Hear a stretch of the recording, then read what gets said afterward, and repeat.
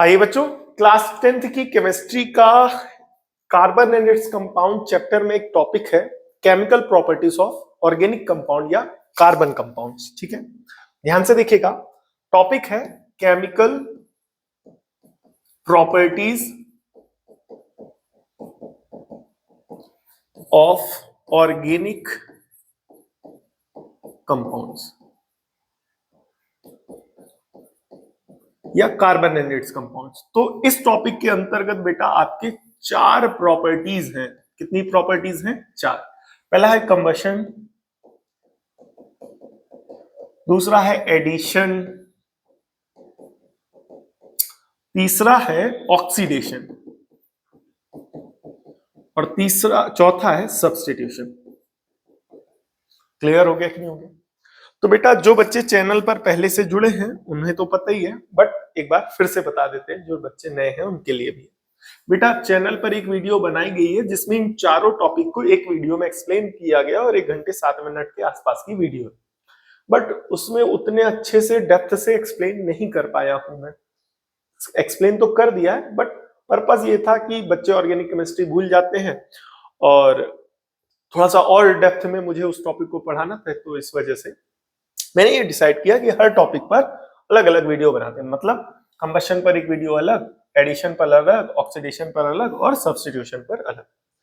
तो इस टॉपिक पर अलग वीडियो बन करके चैनल पर अपलोड हो गई है, इस पर भी अपलोड हो गई है, इस पर भी अपलोड हो गई और अब बचा है सब्स्टिट्यूशन। क्लियर हो गया कि नहीं हो गया? तो यहाँ पर इस पर्टिकुलर वीडियो में सब्स्टिट्यूशन रिएक्शन के बारे में काफी डिटेल में और डेप्थ में समझेंगे। ठीक। दूसरी बात, पहले भी रिवाइज कराया है, बट एक बार फिर से उस चीज को रिवाइज कराते हुए चलते हैं। और ऑर्गेनिक केमिस्ट्री में इस बात का आप विशेष ध्यान दीजिए कि जब अगर आप कोई भी टॉपिक पढ़े तो उसका रिवीजन वापस करते जरूर चले, बिकॉज केमिस्ट्री में बच्चों की जनरली यही शिकायत होती है कि जब तक क्लास में होते, टीचर से पढ़ते, तब तक तो समझ में आता, देन आफ्टर बाद में भूल जाते हैं, दिमाग में क्लिक नहीं करता, उसको हम याद नहीं रहता। तो आपको बताना चाहेंगे बेटा कि इसका बस एक ही इलाज है कि आप उस चीज को बार बार रिपीट करो। जैसे अब हमने एक टॉपिक को पूरा पढ़ा दिया, फिर इसको फिर रिपीट किया, इसको फिर रिपीट किया, इसको वापस पढ़ाया, इसको वापस पढ़ाया। तो इस तरीके से आप अपने आप को उसके रिवीजन को रिपीट करते रहो तो वो दिमाग में बनने लगेगा, कुछ देर तक टिकने लगेगा। अदरवाइज फिर बात वही हो जाएगी कि आप पढ़ेंगे, जब तक पढ़ेंगे तब तक आएगा, एंड देन आफ्टर या जब तक आपको समझाया जाएगा तब तक तो केमिस्ट्री रहेगी दिमाग में, बट बाद में फिर ब्लैंक हो जाएगी। ठीक।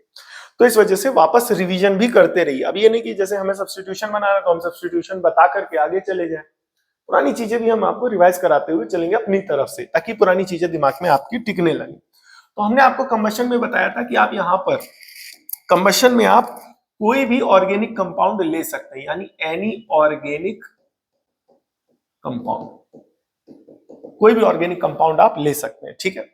एडिशन में हमने आपको बताया था आपको लेना अनसैचुरेटेड हाइड्रोकार्बन। क्या लेना है? Unsaturated hydrocarbon. सब्स्टिट्यूशन में बोला था सैचुरेटेड हाइड्रोकार्बन लेना। ठीक है। अनसैचुरेटेड हाइड्रोकार्बन का मतलब ये हो गया कार्बन कार्बन के बीच में या तो डबल बॉन्ड होंगे और या तो ट्रिपल बॉन्ड होंगे। ठीक।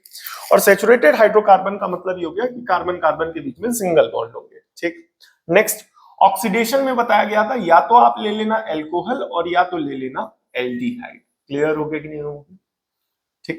तो यहां से ओवरव्यू मिल गया कि इस अगर ये रिएक्शन शो करनी है या इस टॉपिक के बारे में पढ़ाना है तो रिएक्शन आप किसी भी ऑर्गेनिक कंपाउंड को लेकर के शो करा सकते हैं। वहीं अगर आपने एडिशन रिएक्शन शो करानी है तो उसमें एग्जांपल्स में आप अनसैचुरेटेड हाइड्रोकार्बन यानी ऐसे ऑर्गेनिक कंपाउंड जिसमें कार्बन कार्बन के बीच में डबल बॉन्ड या ट्रिपल बॉन्ड है, उन्हीं को एग्जांपल्स लेकर के रिएक्शन करानी होगी, बिकॉज अनसैचुरेटेड हाइड्रोकार्बन यहां पर एडिशन रिएक्शन शो करेंगे। ऑक्सीडेशन कराने के लिए या तो आप एल्कोहल लेंगे और या तो आप एल्डिहाइड लेंगे। और यहां सब्स्टिट्यूशन रिएक्शन को शो कराने के लिए जो ऑर्गेनिक कंपाउंड्स लिए जाएंगे वो होंगे सैचुरेटेड हाइड्रोकार्बन। सैचुरेटेड हाइड्रोकार्बन का मतलब ये हो गया कार्बन कार्बन के बीच में कैसे बॉन्ड होंगे? सिंगल बॉन्ड होंगे। ठीक है। तो आइए यहां पर अच्छे से समझते हैं इस टॉपिक को कि सब्स्टिट्यूशन रिएक्शन में होता क्या बेसिकली। ठीक है। Those reactions in which one or more hydrogen atoms of the hydrocarbon are replaced by one or more some other atoms or the groups is called substitution reaction। ठीक है। तो कहने का मतलब साफ साफ और सिंपल सा ये है कि जैसे कि अगर आपने हाइड्रोकार्बन लिया और कौन सा? सैचुरेटेड हाइड्रोकार्बन, तो सैचुरेटेड हाइड्रोकार्बन से क्या कर दें? अगर हाइड्रोजन निकाल दें सैचुरेटेड हाइड्रोकार्बन से हाइड्रोजन निकाल दे तो इस टाइप की रिएक्शन को क्या बोला जाएगा? Saturated substitution reaction. क्या बोला जाएगा? Substitution reaction. एक बार फिर से रिपीट करेंगे कि जब आप सैचुरेटेड हाइड्रोकार्बन ले और सैचुरेटेड हाइड्रोकार्बन में से हाइड्रोजन को हटा दिया जाए किसी भी एटम के द्वारा या ग्रुप ऑफ एटम के द्वारा, ऐसी सिचुएशन में इस रिएक्शन को कहते हैं सब्स्टिट्यूशन रिएक्शन। ठीक है, तो यहां पर जैसे आप बुक में पढ़ोगे, तो जो बच्चे पुराने पढ़ रहे हैं ऑर्गेनिक केमिस्ट्री हमसे, उनको तो पता ही होगा कि रिएक्शन यहाँ पर केवल हटाई नहीं जा रही, प्रॉपर उसका मैकेनिज्म भी बता रहे हैं। बट अगर आप बुक में पढ़ेंगे तो आपको ये दिखाया जाएगा कि CH4 है और Cl2 से, यहाँ पर उस एटम को लिया है हमने Cl2 को, ठीक है, और सनलाइट लगा दी है, सनलाइट का फॉर्मूला Hnu, तो यहाँ का एक H और एक Cl आपस में कंबाइन होकर के क्या बना देगा? HCl, और Cl उसकी पोजीशन पर जाकर के जुड़ जाएगा। ठीक है, अब इस कंपाउंड को वापस लिया CH3Cl और फिर Cl2 से रिएक्शन कराई और in the presence of sunlight, तो एक H और एक Cl वापस फिर से जुड़ करके HCl बना देंगे और एक Cl वापस जुड़ जाएगा, तो क्योंकि हाइड्रोजन कम हो जाएगा तो C3 से H3 से H2 हो जाएगा और क्लोरीन एक बढ़ जाएगा, तो क्लोरीन एक से क्लोरीन के दो एटम्स हो जाएंगे। ठीक है, बट ये कैसे हो रहा है इसका मैकेनिज्म भी हम आपको समझाएंगे। ठीक है, रुके रहिएगा बस। अब CH2Cl2, अब इसकी रिएक्शन Cl2 से कराई in the presence of HNu मतलब सनलाइट, तो यहाँ का एक H और यहाँ का एक Cl आपस में कंबाइन होकर के क्या बना दिया? HCl, और एक Cl जाकर के यहाँ पर जुड़ जाएगा तो ये बनाएगा CHCl3। ठीक है, फिर से लिया CHCl3, फिर एक Cl2 से रिएक्शन कराई और in the presence of HNu मतलब सनलाइट, तो यहाँ का एक H और यहाँ का Cl आपस में जुड़ करके क्या बना देगा? HCl। क्या बना देगा बेटा? HCl, और एक Cl जाकर के यहाँ पर जुड़ जाएगा CCl4 बना देगा। बट ये रिएक्शन और अच्छे से समझने के लिए हमें इसकी मैकेनिज्म को समझना पड़ेगा, बेसिक लेवल की मैकेनिज्म अगर थोड़ा डिटेल में जाएंगे तो 11th क्लास का कॉन्सेप्ट यूज करना पड़ेगा। ठीक है, तो अभी उस पर टच ना करके बेसिक कॉन्सेप्ट्स को यूज करके इसको समझते हैं, इन रिएक्शंस को, कि मानो कुछ ऐसा हो कि थोड़ा सा अच्छे से समझ में आ जाए। तो देखो बेटा CH4 है, CH4 का नाम है मीथेन, तो कार्बन से कितने हाइड्रोजन जुड़े हुए? 4। ठीक है, अब इसकी रिएक्शन हमने कराई बेटा Cl2 से। किससे कराई? Cl2 से। तो यहां पर Cl2 को ऐसे लिख देते हैं Cl बॉन्ड Cl, ठीक है, और सनलाइट की प्रेजेंस दी, तो होगा क्या बेटा? ये H और ये Cl आपस में कंबाइन होकर के क्या बना देंगे? HCl, और Cl जाकर के इस बॉन्ड को सेटिस्फाई करने लगेगा, तो कार्बन से कितने हाइड्रोजन जुड़े हुए हैं? 3, और यहां पर जाकर के Cl जुड़ जाएगा। अब इस बात का विशेष ध्यान दीजिएगा कि जैसे हमने आपको एक एग्जांपल दिया और ऊपर वाला हाइड्रोजन हटाया, तो आप भी हमेशा ऊपर वाला ही नहीं हटाना है, आप किसी भी एक हाइड्रोजन को हटा करके क्लोरीन लगानी है, दैट्स ऑल।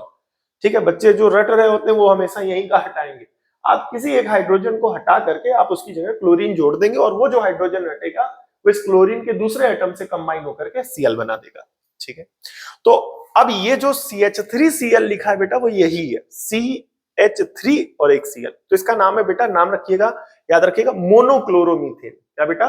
मोनोक्लोरोमीथेन। मोनो का शब्द से मतलब है एक, क्लोरो का मतलब क्लोरीन से, और CH और जनरल कॉमन नेम आएगा ये मोनोक्लोरोमीथेन। ठीक है, अब इस कार्बन से जुड़ गया है एक Cl और 3 हाइड्रोजन। कितने हाइड्रोजन बेटा? 3। ठीक है, अब करना क्या है? फिर से Cl2 लेना है, Cl2 को कुछ इस तरीके से शो करेंगे और सनलाइट की प्रेजेंस देनी है, तो ऐसे में क्या होगा बेटा कि एक H और एक Cl फिर से आपस में कंबाइन होकर के क्या बना देंगे? HCl, और इस कोई भी H आप ले सकते हो, आपके पास 3 H है, इन 3 में से कोई भी ले सकते हो, और इस H को सेटिस्फाई कराने चला जाएगा Cl, तो कार्बन से, ठीक है, कार्बन से कितने क्लोरीन? 2 क्लोरीन हो जाएंगे और 2 हाइड्रोजन एटम जुड़े रह जाएंगे। ठीक है, तो ये कंपाउंड बन जाएगा जिसे आप इस तरीके से लिखेंगे या बुक में आपको ऐसा लिखने को देखने को मिलेगा, CH2Cl2 यानी डाइक्लोरोमीथेन। क्या बेटा?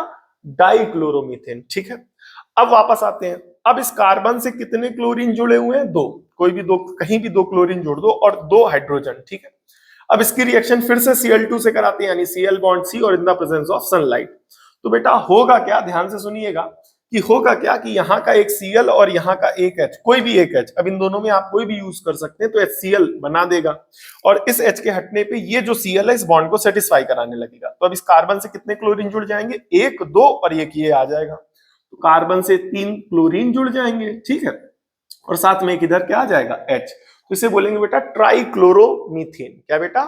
ट्राइक्लोरोमीथेन, ठीक है, 3 क्लोरीन के एटम मीथेन के स्ट्रक्चर से जुड़े हुए हैं, ठीक है। नाउ द नेक्स्ट, आगे बढ़ेंगे। अब ये इस C से कितने Cl जुड़ गए बेटा? 3, ठीक है, और एक हाइड्रोजन है, फिर Cl2 लेंगे तो Cl बॉन्ड Cl, और इसकी रिएक्शन कराएंगे H से, ठीक है। तो फिर क्या होगा बेटा? ध्यान से देखेंगे, यहाँ का एक Cl और एक H आपस में कंबाइन होकर के HCl बना देगा, और Cl जाकर के इसको सेटिस्फाई करने लगेगा इस बॉन्ड को जो कार्बन से हाइड्रोजन से जुड़ा हुआ था। तो अब कार्बन के साथ कितने क्लोरीन के एटम जुड़ गए बेटा? 3। तो इसे बोलेंगे बेटा टेट्राक्लोरोमीथेन। क्या बेटा? टेट्राक्लोरोमीथेन। तो मोनोक्लोरोमीथेन, डाइक्लोरोमीथेन, ट्राइक्लोरोमीथेन और टेट्राक्लोरोमीथेन, ठीक है। अब इस रिएक्शन से जुड़े हुए कुछ इंपॉर्टेंट पॉइंट्स हैं, आइए पढ़ लेते हैं, ध्यान से देखेंगे। कह रहा है combustion and oxidation reactions are given by all saturated and unsaturated hydrocarbon.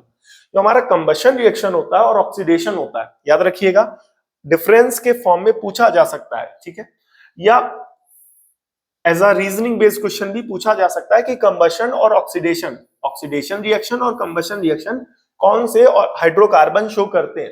तो सैचुरेटेड हाइड्रोकार्बन भी शो करते हैं और अनसैचुरेटेड हाइड्रोकार्बन भी शो करते हैं। कौन कौन सी रिएक्शन? ऑक्सीडेशन की और कंबशन की। याद रखिएगा, ऑक्सीडेशन रिएक्शन और कंबशन रिएक्शन जो होती है वो दोनों शो करते हैं कौन, क्या कहते हैं, सैचुरेटेड हाइड्रोकार्बन भी और अनसैचुरेटेड हाइड्रोकार्बन भी। अब इस पॉइंट को दिमाग में थोड़ा सा मतलब याद कैसे करेंगे, या ये कहें कि कोई लॉजिक बना करके इसको याद कर सकते हैं, ठीक है। कंबशन में आपको याद होगा किससे रिएक्शन कराते थे? ऑक्सीजन से। ऑक्सीडेशन में भी किससे कराते थे? ऑक्सीजन से। बस ऑक्सीडेशन में नेसेंट ऑक्सीजन हुआ करता था और कंबशन में एटमॉस्फेयर से ऑक्सीजन लेकर के हीट दी जाती थी।